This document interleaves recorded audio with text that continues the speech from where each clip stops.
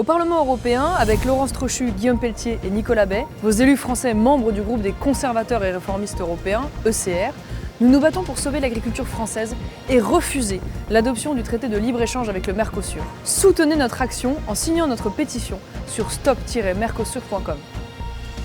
Cette publicité est financée par le groupe des conservateurs et réformistes européens, ECR. 7h, 10h sur Radio Courtoisie, suivez la ligne droite. Bonjour Victor Aubert. Bonjour à tous, bonjour chers auditeurs. Alors je rappelle rapidement quand même que vous êtes président d'Academia Christiana. Les auditeurs commencent à vous connaître, mais c'est toujours bon de le rappeler. Merci beaucoup.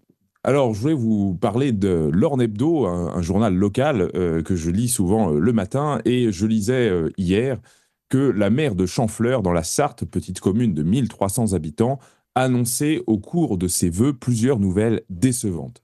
Premièrement, faute de subventions suffisantes, le projet de construction du nouvel EHPAD est en suspens.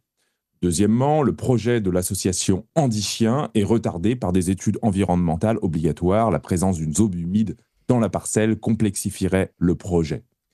Le boulanger part avant l'été et ce dernier va quitter la commune à partir du 1er juin 2025. La maire a rappelé que lors de son installation, le boulanger avait bénéficié de 3 mois de loyer offert. Et elle a rappelé également que pendant les travaux du centre-bourg, la municipalité avait voté une réduction de loyer de 30% pour les 6 mois de travaux. Malgré ça, le boulanger ferme la boutique.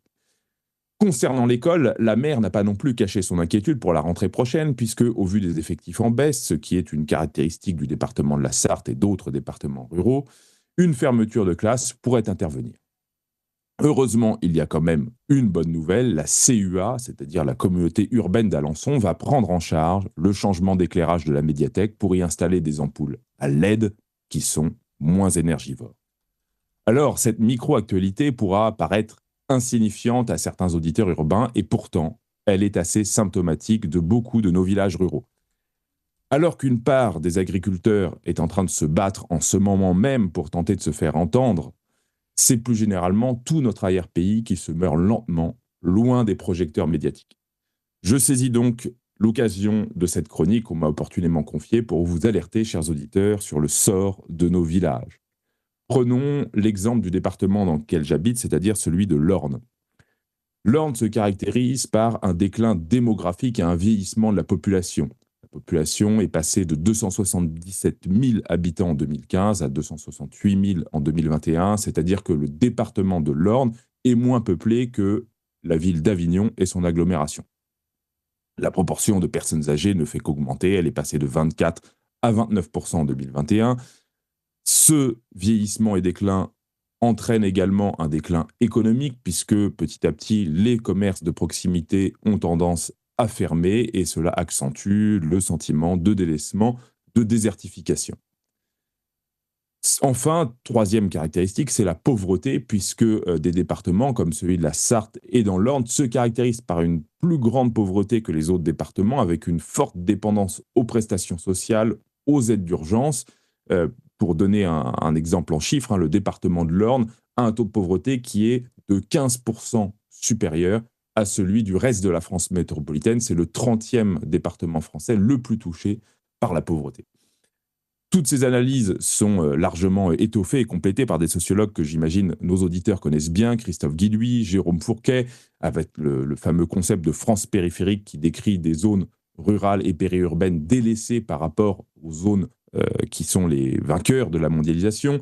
Ce sont des zones dans lesquelles les classes populaires ont le sentiment et plus qu'un sentiment, vivent des véritables inégalités de territoire. Alors concrètement, que faire ? Sur le plan politique, je crains malheureusement qu'il y ait assez peu à espérer de nos gouvernements. Pourquoi ? Parce qu'ils traitent ces problèmes-là en technocrates, c'est-à-dire qu'ils vont donner des subventions, des aides, mais qui sont autant de pansements sur une jambe de bois. En réalité, le mal est déjà fait depuis longtemps dans ces campagnes. Il n'y a plus de travail guère que dans les EHPAD, dans le bâtiment, quelques postes du tertiaire qui sont encore à pourvoir, mais tout ça est en train de vivoter. Un de mes amis qui est restaurateur et natif de l'Orne depuis plusieurs générations me disait l'autre jour qu'il y a du boulot pour ceux qui en veulent, mais en réalité personne n'en veut. Lui se bat pour recruter un cuisinier, un serveur qu'il paye bien et il peine à trouver. Même discours chez mes amis du bâtiment. Il y a une pénurie de main-d'œuvre volontaire sérieuse. Donc du boulot, il y en a, oui, mais pour les battants, Et malheureusement, beaucoup de nos concitoyens qui ont vécu depuis leur enfance en marge du système éducatif ont été drogués aux aides sociales. Et on les appelle, non sans mépris, des cassos qui dépensent leur RSA en clopes et en alcool. Alors, que peut-on faire? Que peut-on espérer?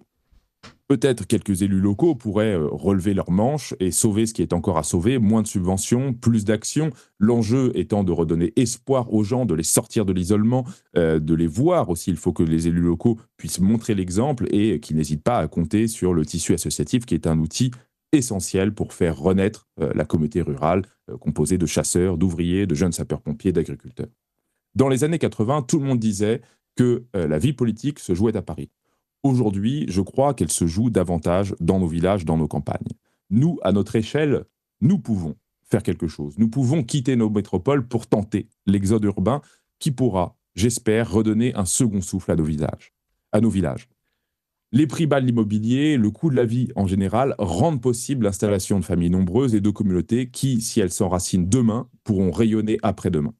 Je vous invite donc, chers auditeurs, à renoncer aux rêves petits bourgeois du pavillon de banlieue, à quitter vos appartements urbains aux loyers exorbitants et tenter l'aventure rurale d'une vie qui ne sera sûrement peut-être pas aussi authentique et simple que vous l'auriez rêvé, mais qui, après la traversée de nombreuses crises et orages, pour au moins 2 ou 3 générations, sera peut-être la condition nécessaire d'une renaissance pour notre peuple et notre civilisation. Je vous remercie.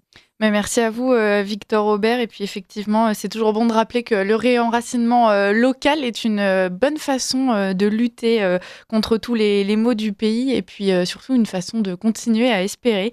Et d'ailleurs, merci donc pour tout votre travail avec votre association Academia Christiana. Merci beaucoup et à très vite sur notre antenne. Merci beaucoup, Lisa.